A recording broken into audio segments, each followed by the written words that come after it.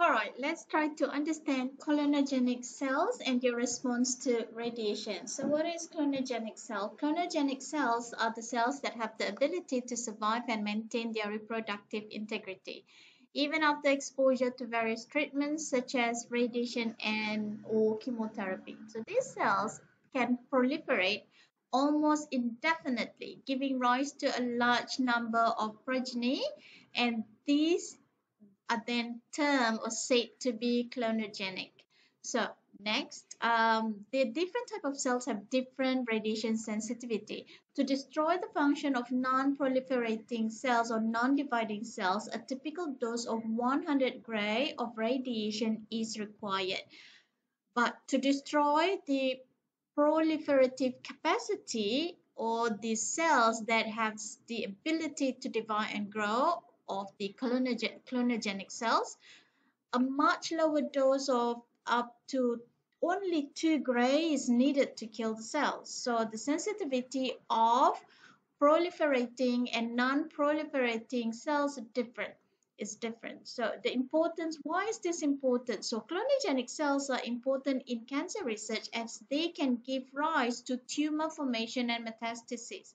So if you understand the response of clonogenic cells to radiation and other stresses, it's important for you to plan for a better cancer treatment. So the clonogenic assay basically is a method used to assess the survival and growth of cells after exposure to various treatments such as radiation therapy, chemotherapy, immunotherapy, stress, or other stresses for treatment purposes.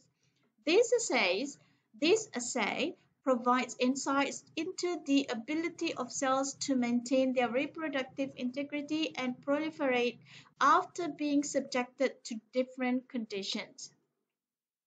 So basically, clonogenic cells are a unique subset of cells that have the remarkable ability to survive and proliferate almost indefinitely, even after exposure to various stresses. So their sensitivity to radiation had lower or well, in regards to their sensitivity to radiation, a much lower dose is required to destroy their proliferative capacity compared to non-dividing cells. So this is important to develop effective strategy to target and eliminate the cells so that because it can further contribute to tumor formation and metastasis. Let's have a look at the sensitivity of cells, the cell nucleus to radiation-induced damage. Sensitive component of radiation-induced cells include the component that is located in the nucleus, not in the cytoplasm. So the nucleus is basically the central organelle that contains the cell's genetic material, including DNA.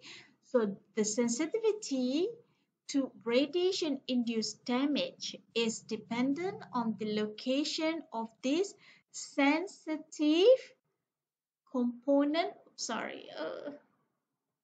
sensitive component within the cell. Oh my God, where's my pen? Okay, this is the most important component. So let's have a look at the different roles played by nucleus versus cytoplasm. So the sensitivity to radiation-induced cell killing is not available or it's not found in the cytoplasm. So cytoplasm basically is a fluid-filled space outside the nucleus where many cellular activities take place. The cytoplasm contains various organelles and is involved in various processes such as protein synthesis, metabolism, ATP exchange, and so on. So DNA damage and cell death. Okay, the nucleus contains DNA, which is susceptible to damage from radiation exposure. So this radiation-induced damage to a DNA that is in the nucleus can lead to cell death as the DNA is critical genetic materials that is necessary for the cell survivals and function. Again, it goes back to direct and indirect action. We in the earlier slide we understand what is direct means that it directly interacting with the DNA strand or the biological component. Indirect means it create reactive species by interacting with the surrounding water molecule, and then these reactive species interact with the biological component. So direct action versus indirect action. Direct action is dominant in the high LT particles, as we said earlier. So now when this interaction occurs, if we are able to recognize the distinction between direct and indirect action, we can further understand the mechanism of radiation-induced cell damage and cell death. Direct action by high LET particles and indirect actions by photons producing charged particles both have the potential to cause significant DNA damage, leading to cell dysfunction or death. So that what happened when radiation is exposed to or when irradiation occurs to cells. In indirect action, the radiation interacts with other molecules first, and then it forms free radical or reactive species. Then these can interact with the or further damage the biological component. Water is the main target for this interaction because water makes up 80% of the cell's composition. The interaction of radiation with water and other molecules within the cell first produce free radicals, and free radicals are highly reactive and unstable chemical species. So these can cause damage to a critical target within the cells. So the free radicals produced through this indirect action can diffuse throughout the cells. It can further interact and diffuse throughout the cells. The free radicals interact and damage critical targets such as DNA, protein, and other cellular components within the cell. Now, the indirect action of radiation leading to the formation of all these free radicals can result in significant cellular damage. So this damage within the cell can have further effects on cellular function lead to potential health consequences such as mutations, development of disease like cancer, cell death, and so on. In short, the indirect action of radiation is more is mainly the main cause of radiation damage at cellular level. It involves in interaction with water and other molecules within the cell, leading to the production of free radicals. Then these free radicals can be diffused within the cell and cause damage to the target, and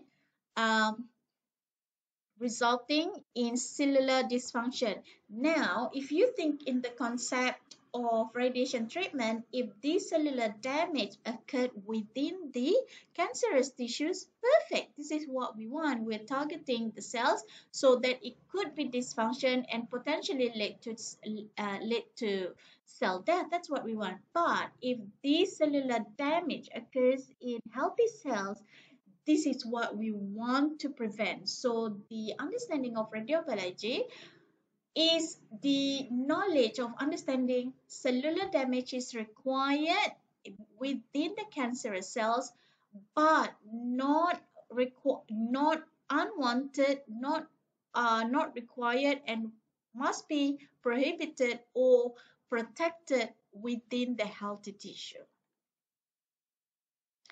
Free radicals, such as water ion hydroxyl radicals, are highly reactive molecules because they have unpaired valence electrons. So these free radicals break chemical bonds and produce chemical changes that lead to biological damage in cells. So as we said earlier, about two-thirds of the biological damage caused by low LET radiation, such as X-rays and electron uh, or gamma, due to the indirect action. One third of the biological damage is due to direct action where the radiation directly interact with the DNA or other critical molecules in the cells. So the indirect mechanism, because it's more dominantly occurring. So indirect action is what caused the main damage or the main physical, chemical, and biological damage to the at the cellular level. So this is basically important for us to understand. We want the damage only in the cancerous cell, but we do not want the same damage done within the healthy tissue. So there are steps involved in producing biological damage. It just didn't occur, you expose this targeted tissue into radiation, damage occurred, cell is now dead. No, that's not what actually happened.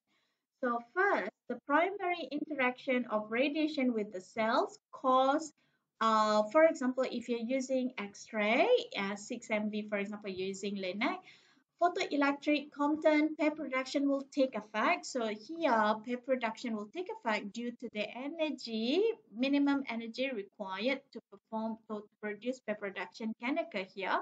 So first, primary photon interaction takes place. Second, as the high energy charged particles move through the tissue, it produces free radicals. Interaction takes place, their production either through excitation or ionization, then it further produces charged particles. Remember when I said that earlier? So as the high energy charged particles move through the tissue, it produces free radicals in the water molecules that are present within the cell.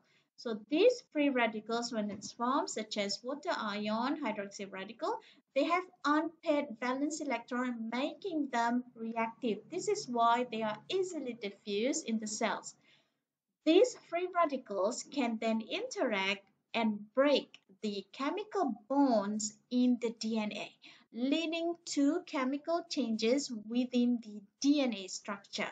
So now the absorption of energy, which is physical, lead to chemical interaction or chemical changes.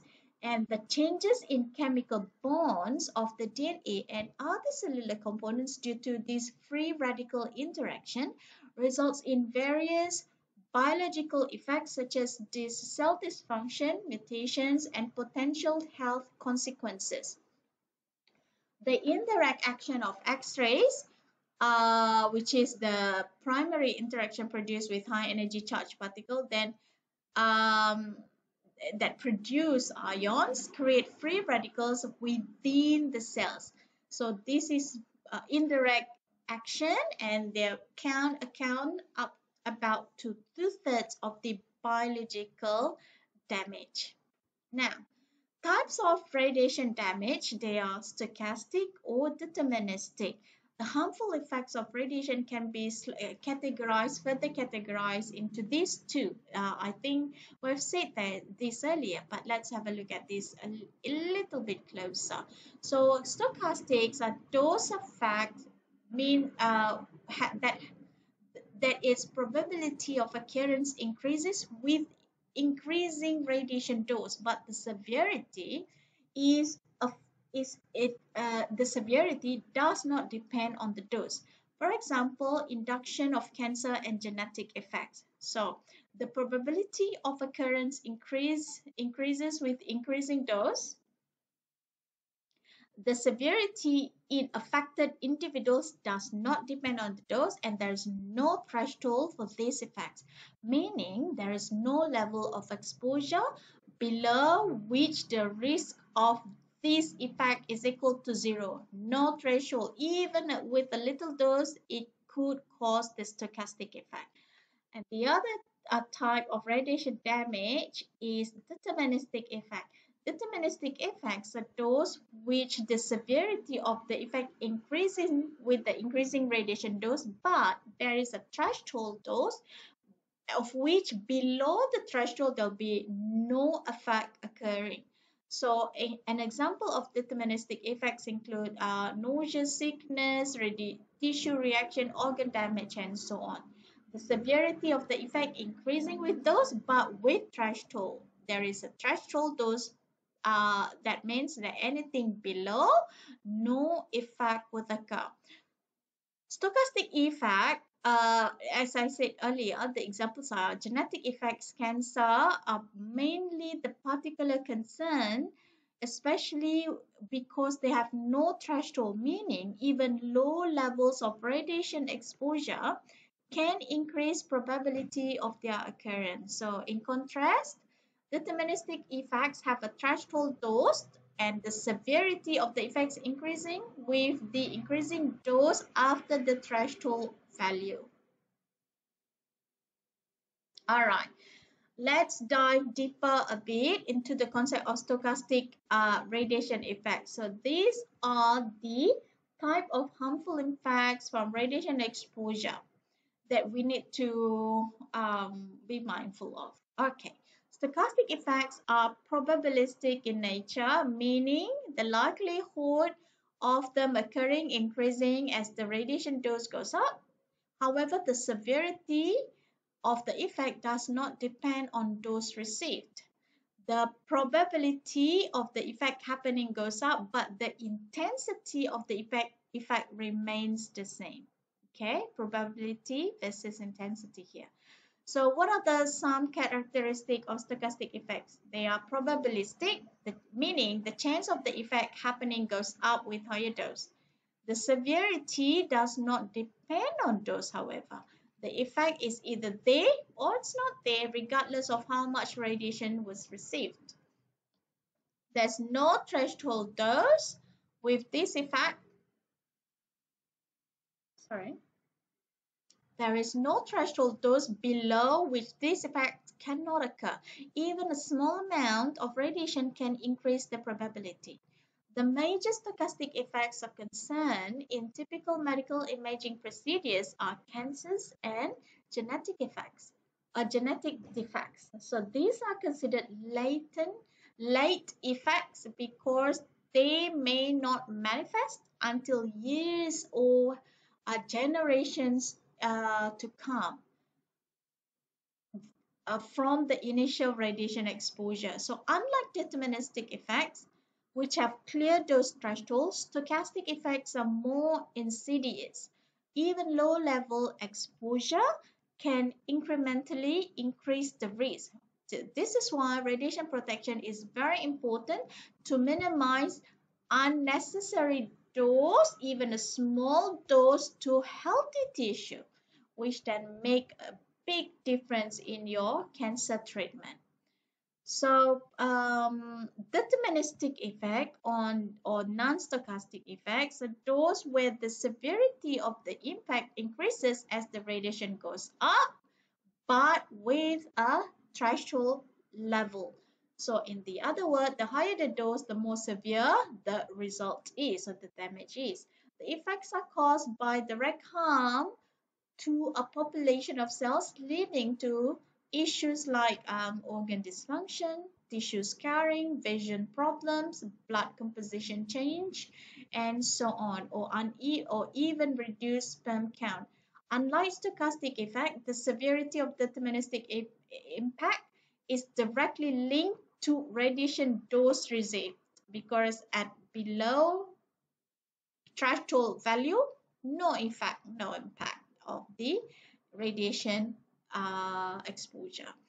So here, the important point is that deterministic effects are predictable. We can establish clear dose-response relationship and understand how different levels of exposure will manifest.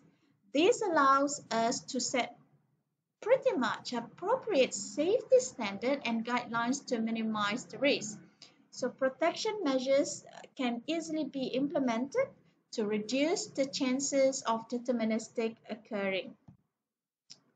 By controlling and minimizing radiation exposure, especially those above the threshold value, we can help prevent or mitigate these severe dose-dependent health effects. All right.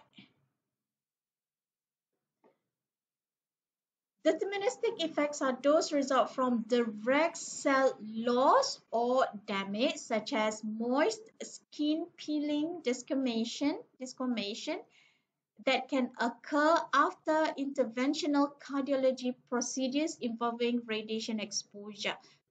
Hey, sorry. So these effects are directly tied to the amount of radiation received. So, well, if you look at it, interestingly, most organs and tissues in the body can actually withstand the loss of a few cells without any harm. However, if the number of cells lost becomes sufficiently large, we start to see observable damage and loss of tissues or organ function.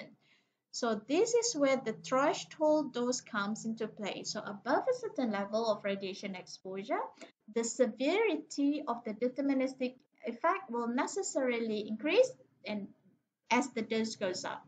The specific threshold varies depending on many different parameters. So depending on the type of the tissue, depending on the type of radiation, the thickness, age, and so on. For example, the threshold for skin reddening due to radiation exposure may be different than the threshold for opacity of your lens, the one that affect your lens. So those different type of tissues have different threshold dose value.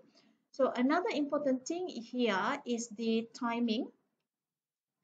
The timing of these deterministic effects. So some may occur relatively quick within few hours after the exposure. Others may take months or even years to manifest, such as the development of cataracts in the eye lens. So the understanding of these radiation effects, deterministic and stochastic, is crucial to set appropriate safety standards.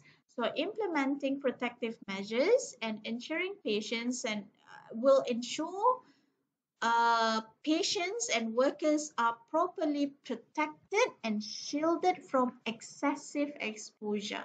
So this is basically what I would like to share with you guys in the introduction. So take your time to watch or listen to these three parts videos for topic one, and we'll meet again in the face-to-face class and we'll begin with chapter two. Thank you.